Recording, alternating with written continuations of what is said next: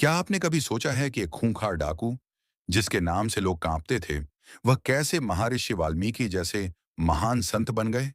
यह कहानी है पाप से पुण्य की, अज्ञान से ज्ञान की और अंधकार से प्रकाश की। यह कहानी है उस इंसान की जिसने अपनी जिंदगी की दिशा बदलकर पूरे समाज को एक नई राह दिखाई। कहानी की शुरुआत होती है एक घने जंगल से, जहां हर तरफ खौफ का साया था। उस जंगल का नाम सुनते ही लोग अपने घरों के दरवाजे बंद कर लेते थे, क्योंकि उस जंगल में राज करता था एक खूंखार डाकू, जिसका नाम था रत्नाकर। रत्नाकर की तलवार से बच पाना किसी के लिए मुमकिन नहीं था। उसके हाथों न जाने कितने कारवां लूटे गए, न जाने कितने परिवार उजड़े। लेकिन उसकी जिंदगी में एक ऐसी घटना हुई जिसने उसकी आत्मा को झकझोर कर रख दिया। कैसे हुआ यह चमत्कार? कैसे रत्नाकर बना महर्षि वाल्मीकि? इस अद्भुत यात्रा की शुरुआत होती है एक साधारण दिन से, जो असाधारण बन गया। रत्नाकर का बचपन मुश्किलों भरा था। गरीबी और भूख ने उसे अपराध की दुनिया में धकेल दिया। वह अपने परिवार का पेट पालने के लिए चोरी और डकैती करने लगा। धीरे धीरे उसका नाम जंगल के कोने कोने में फैल गया। लोग उसके खौफ से कांपते थे।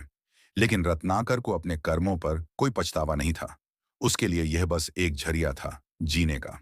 एक दिन उसी जंगल के रास्ते से एक महान संत, महर्षि नारद, गुजर रहे थे। रत्नाकर ने उन्हें रोका और लूटने का प्रयास किया, लेकिन नारद मुनि के चेहरे पर कोई भय नहीं था। उन्होंने शांतिपूर्वक पूछा, पुत्र, तुम यह पाप क्यों कर रहे हो? रत्नाकर ने जवाब दिया, अपने परिवार का पेट पालने के लिए। नारद ने फिर प्रश्न किया, तुम्हारे यह पाप क्या तुम्हारा परिवार बांटेगा? रत्नाकर को यह सवाल विचलित कर गया। उसने कहा, मुझे नहीं पता।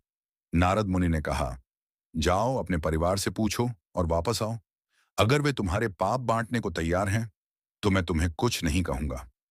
रत्नाकर अपने परिवार के पास गया और एक एक से पूछा कि क्या वे उसके पाप में हिस्सेदार बनेंगे।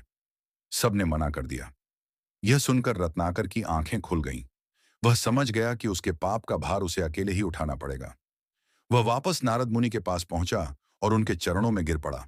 नारद ने उसे राम नाम का जप करने का उपदेश दिया। रत्नाकर ने ध्यान मग्न होकर उस नाम का स्मरण करना शुरू किया। यहां तक कि वर्ष बीत गए। उसके शरीर पर चींटियां और घर बना चुकी थीं। जब रत्नाकर ध्यान से उठा, वह अब एक साधारण डाकू नहीं था। वह बन चुका था वाल्मीकि, महर्षि वाल्मीकि।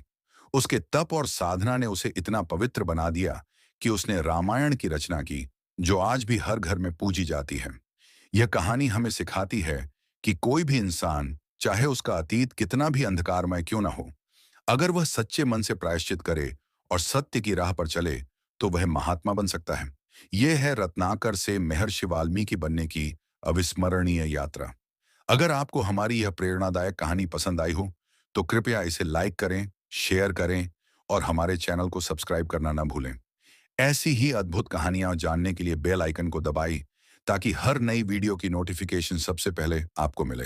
धन्यवाद। मिलते हैं अगली कहानी में।